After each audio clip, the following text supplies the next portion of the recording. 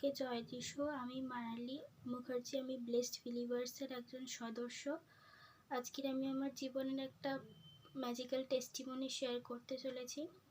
আজ থেকে 10 বছর আগে, মানে 2015 সালের 19শে জানুয়ারি, আমার একটা খুবই খারাপ রোগ ধরা পড়ে, যার নাম হচ্ছে লিউকোমিয়া।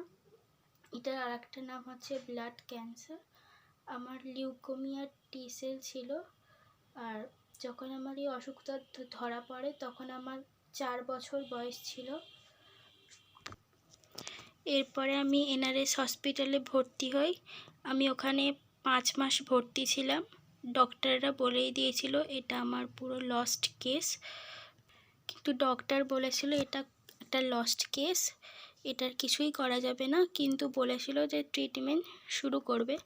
কিন্তু জগৎ যখন না বলে দিয়েছিল, ঈশ্বর তখনই আমাকে কলিং করেছিল এবং আমাকে বলেছিল যে আমি বাঁচবো, এবার আমি সুস্থ হয়ে যাব।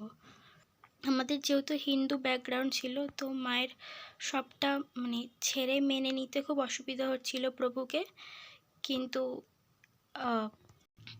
কিন্তু একদিন আমার বোন ম্যারো হয় কি তার রিপোর্ট আসে।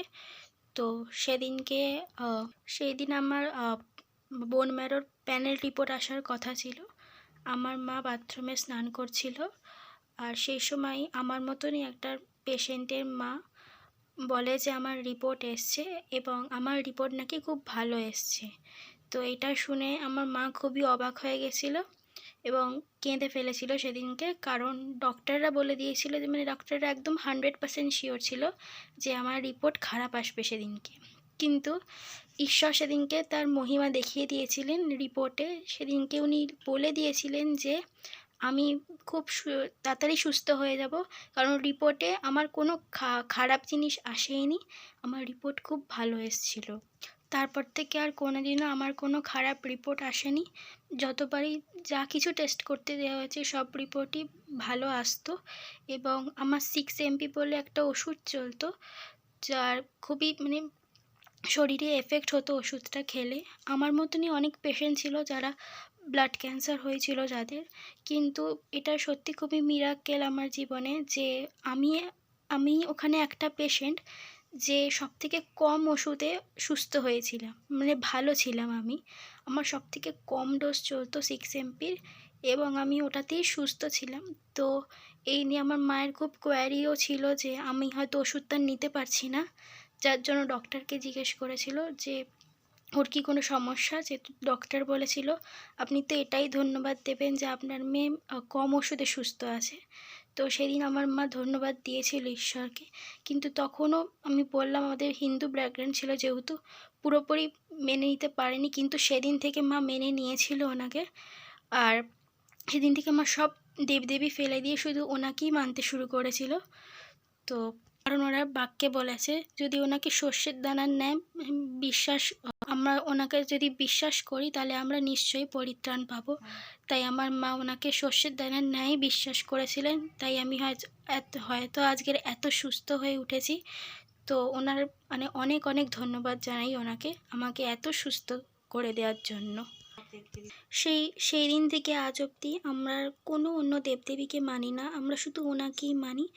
আর আমি কোনো ধর্মকে ছোট না করেই বলছি যে উনি পথ, উনি সত্য, আর উনিই জীবন।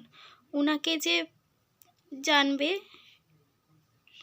সে পিতার নিকট যাইবে। ওনাকে যদি আমরা সঠিকভাবে চিনি তাহলে আমরা সত্যি পিতার কাছে যেতে কিন্তু পারবো। তো আমি কোনো ধর্মকে ছোট না করেই বলছি উনি পথ, উনি সত্য, আর উনিই জীবন। উনি আমার ত্রাণকর্তা, আমার মুক্তিদাতা। উনি আমার ত্রাণকর্তা মুক্তিদাতা ঈশ্বর। আমি যতদিন বাঁচবো আমি ওনাকে নিয়েই চলবো, ওনার বাক্যের ওপরেই আমি থাকবো, ওনার আমি বাধ্য থাকবো। কারণ উনি আমাকে একটা নতুন জীবন দিয়েছেন, যেখানে ডক্টররা বলে দিয়েছিল আমি 4 বছরে আমি আর ফিরবো না, সেখানে আমি আজকের এত সুস্থ হয়ে আপনাদের সামনে টেস্টিমনি দিচ্ছি। আজকেরই সেই দিন 19শে জানুয়ারি, যেদিন আমার ধরা পড়েছিল, আর আমি আজকে টেস্টিমনিটা দিচ্ছি। এবং আজকের আমার বাবা মার অ্যানিভার্সারি। তো একটা ভালো দিনেই একটা খুবই বাজে খবর এটা। তো যার জন্য এই দিনটা আমার বাবা মার কাছে খুবই একটা অভিশপ্ত দিন। কিন্তু আজকে সব অতীত ভুলে ঈশ্বর আমার মধ্যে দিয়ে উচ্চকৃত, মহিমান্বিত ও গৌরবান্বিত হচ্ছেন। এজন্য ঈশ্বরকে মহান নামে, পবিত্র নামে ধন্যবাদ করি। Amen. Hallelujah. Praise the lord. Thank you god.